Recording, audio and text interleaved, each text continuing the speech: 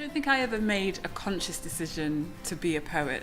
I've always written growing up, so I would always write stories and poems, but it was really more like a diary entry and something that was very, very private. So for me, I wasn't writing with a view to have them published, although I think somewhere in my mind that's something that would have been really appealing. It was more just an outlet. So it's really only in coming to London a few years ago that I met some really encouraging people of my writing, and that's really what gave me the idea and the motivation to take my writing further.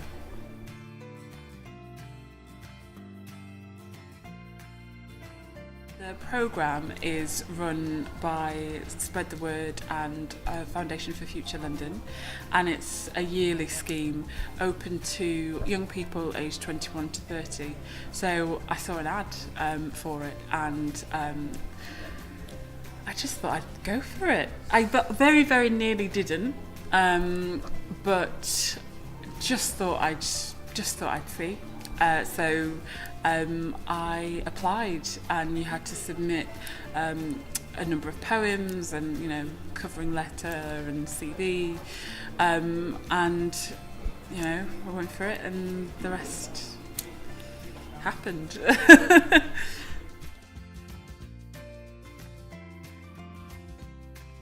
Performing, the idea of performing, the idea of putting my work out there, which had previously been felt really private, felt really difficult, and I didn't necessarily feel like a performer or somebody that would be on stage and be compelling on stage. So I think that mental shift of taking my work from private to public was a challenge, and also linked with that ideas of, is it good enough? What am I doing? Why am I on a stage kind of sharing this work? And so that kind of insecurity, I think, was an obstacle.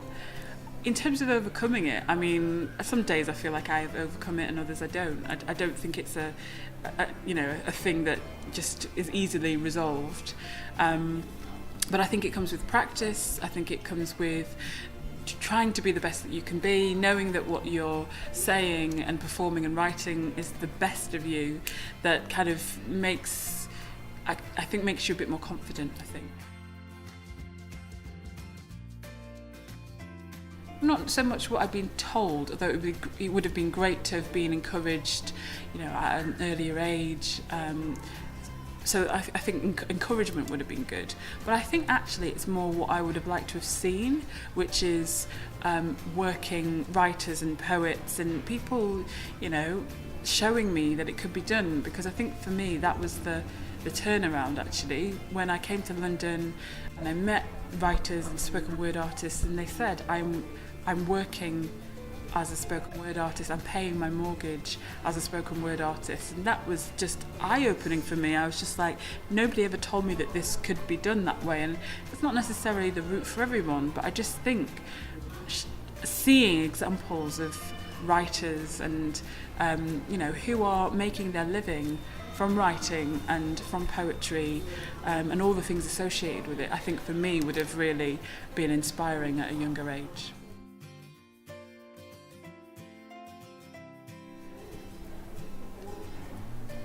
I think for me, the most important thing is to carry on writing and be passionate about what you want to write about, and to be true to yourself. So I think for me what has really worked is because I didn't anticipate this or kind of having this platform. For me, it's always just been about the writing. And if I didn't have this platform this time next year, I'd still write, because for me it's an important outlet and it's something that I'm passionate about. So I think for me it's about maintaining and nurturing that passion. And if you go further and if you develop it and make it a career, great, brilliant, but don't let go of that passion, and everything that you do, make sure that it feeds that passion and why you want to be a writer in the first place. Two sides of a coin. There is a girl who looks like me, walking through the streets of Lagos. She is freshly plucked mangoes and forehead beads of sweat. She is flat shoes and a head wrap on Sundays. She is a collision of patterns chasing each other. She looks like me, but her vowel sounds have shrunk. There are no Yorkshire undertones here. Instead, she speaks in half songs, rolls Igbo off her tongue like blooming hibiscus, and wears her ancestors' sayings on her chest like armour. She weaves through this downtown scene in fluid choreography. The joke thrown to a passing neighbour, the pause and smell of a pile of peppers in the market. Each act has a home in this moving composition. You can see her belonging in the sway of her hips. If you look closely enough, you can see how her shoulders sigh like mine, can hear her life in the drag of her flat feet and feel their tendency to wonder. We both laugh with the weight and depth of a church bell. On a good day, it will throw our heads back. Sometimes I see these two versions of myself like two sides of a coin. Heads here, tails over there. I wonder why the coin landed on this side. I wonder which version would have laughed the most.